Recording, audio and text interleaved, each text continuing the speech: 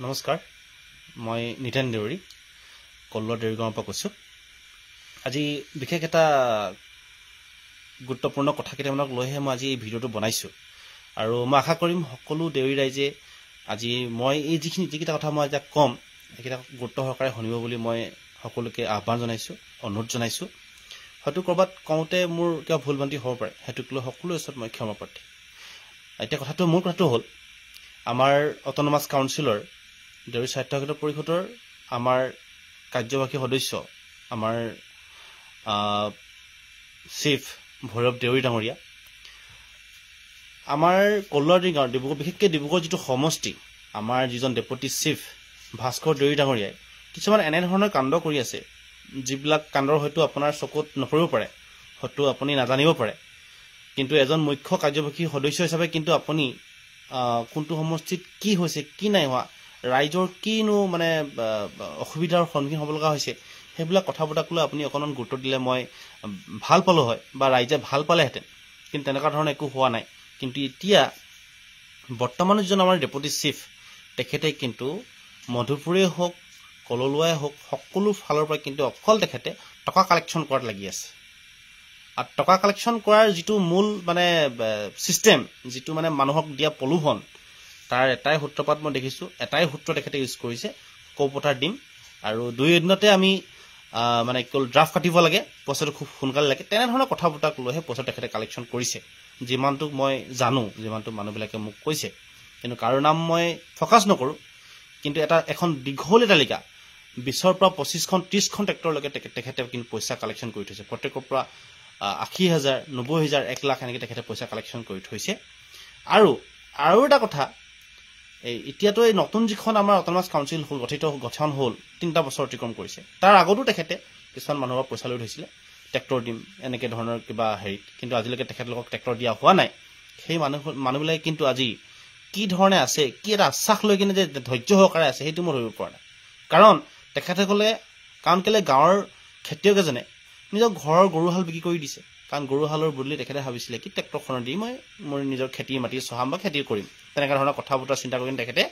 এই গৰুহালটো বিক্ৰী কৰিছিল বা ট্ৰেক্টৰখন ল'ম বুলি কিন্তু তেখেতে সেইটোক উপলুঙা কৰি কিনে মানুহবিলাকক আশ্বাস দি কালি পৰহিৰ ভিতৰতে মই ড্ৰাফ্ট কাটিব লাগে পইচাটো খুব সোনকালে লাগে তেনেকৈ পইচাটো লোৱাৰ পিছত আজি 3-4টা বছৰ যদি সেই মানুহজনক তৰপাই থাকে সেই মানুহজনে দিব লগা ট্ৰেক্টৰখন যদি নিদিয়ে সেই মানুহজনে কেনেকৈ বাৰু নিজৰ ঘৰখন চলাব বাৰু আজি গোটৰ পৰা পইচা লৈছে আত্মসহায়ক গোটবিলাকৰ পইচা লৈছে কাৰোবাৰ ঘৰলৈ গৰু ছাগলী বিক্ৰী কৰি কিনে তেখেতলোকে লৈছে সেই মানুহবিলাকৰ গোটৰ ধাৰ মাৰিব নে সুদ দি সেই ট্ৰেক্টৰখন নতুন এখন ট্ৰেক্টৰ ল'ব পৰাৰ মানে পইচাটো তেখেতলোকে ভৰিব সেই কথাবিলাকক কিন্তু আজি আমি গাঁৱৰ ৰাইজ কিন্তু আজি চিন্তিত কোনো ক'ব পৰা নাই কাৰণ দলীয় মানুহ হিচাপে কোনো ক'ব পৰা নাই চবে আশা কৰি আছে যদি মই এনেকুৱা এটা কথা হৈছে যে যদি মই ডাঙৰ মাতো ট্ৰেক্টৰখন নোপোৱাক লৈ হুলস্থুল কৰোঁ হয়তো মোৰ পইচাটো মাৰ খাই যাব নেকি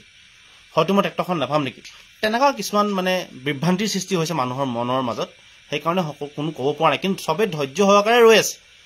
কিন্তু যিদিনাখন সেই ধৈৰ্য সীমাৰ পাৰ হ'ব সেইদিনাখন কিন্তু ভাস্কৰ দেউৰী ডাঙৰীয়া আপোনাৰ কিন্তু ভাল নহ'ব আৰু ভৈৰৱ দেউৰী ডাঙৰীয়া এই কথাবিলাক আৰু আপোনাক মই মুকলি একদম ৰাজহুৱাকৈ মই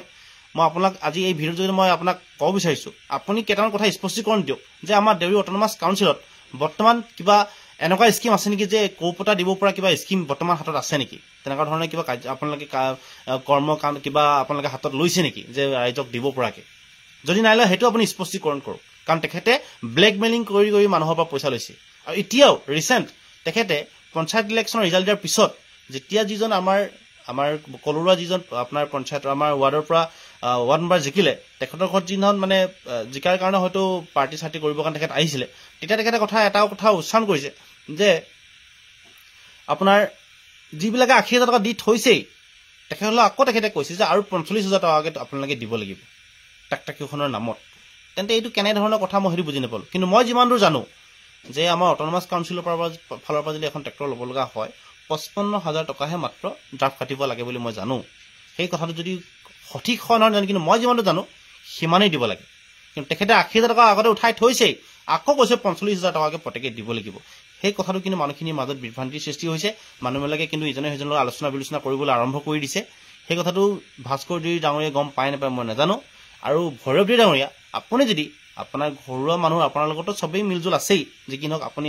এজন আমাৰ মুখ্য কাৰ্যবাহী সদস্য হিচাপে আপুনি আমাৰ কলোৱা ডেইৰী গাঁৱত আপুনি সোধপোছ কৰক যে ভাস্কৰ ডেইৰীয়ে যিবোৰ কুকাণ্ড কৰি আছে এই কাণ্ডবিলাক যাতে ইয়াতকৈ আৰু ডাঙৰ নহয়, অন্যথা বহুত ডাঙৰ এটা মানে প্ৰতিবাদৰ সন্মুখীন হ'ব লাগিব, বহুত এটা বেয়া মানে সময়ৰ কাৰণে আপুনি সন্মুখীন হ'ব লাগিব, কাৰণ কোনো মানুহে কিন্তু শুনাই নেৰিব। অট'নমাছ কাউন্সিলখন দিয়াৰ এটাই উদ্দেশ্য আছে, আমাৰ গ্ৰামাঞ্চলৰ যিবিলাক মানুহ আছে, আমাৰ দেউৰী যিবিলাক আমাৰ দেউৰী গাঁওবিলাক আছে সেইবিলাক ডেভেলপ কৰিবৰ কাৰণেহে অট'নমাছ কাউন্সিলখন দিয়া হৈছে। কিন্তু এনেকৈ মানুহৰ পৰা প্ৰলোভন দি পইচা কালেকশ্যন কৰি ইখনৰ পিছত সিখনৰ পিছত ইখন শ্বট বনাবৰ কাৰণে, ঘৰ বনাবৰ কাৰণে ৰাইজে অট'নমাছ কাউন্সিলক তেখেতক জিকাই পঠোৱা নাই, ৰাইজৰ কাম কৰিবৰ কাৰণে। আজি আমাৰ ৰাইজৰ আমাৰ স্কুল আমাৰ ল'ৰা ছোৱালীবিলাকৰ অৱস্থা কি? আজি কম্পিউটাৰ কেন্দ্ৰ খুলিম বুলি কৈছিল, সেই খুলিব পাৰিলে নেকি? নাতো আমাৰ উঠি অহা নৱপ্ৰজন্মৰ কাৰণে টিউশ্যন কোচিং চেণ্টাৰ তেনেকুৱা ধৰণৰ কিবা আপোনালোকে কাম হাতত লৈছে নেকি? একো কৰিব পৰা নাই। গতিকে কেৱল মাত্ৰ প্ৰলোভন দি 2 নম্বৰী কৰি দালালি কৰি পইচাবোৰ কালেকশ্যন কৰি যাব, অকল নিজৰ পেটত ভৰাব, নিজৰ অকল উন্নতি কৰিব, সেইটো কথা নহয়। কিন্তু মই এইবাৰ মুখতহে কৈছোঁ, কিন্তু দ্বিতীয়বাৰ যদি মই আকৌ মই যদি এনেকৈ আহিবলৈ হয়, ৰাজহুৱাকৈ এনেকৈ মই ভিডিঅ'ৰ যোগেদি আহিবলৈ হয়, এইবাৰ কিন্তু মই তথ্য সহকাৰে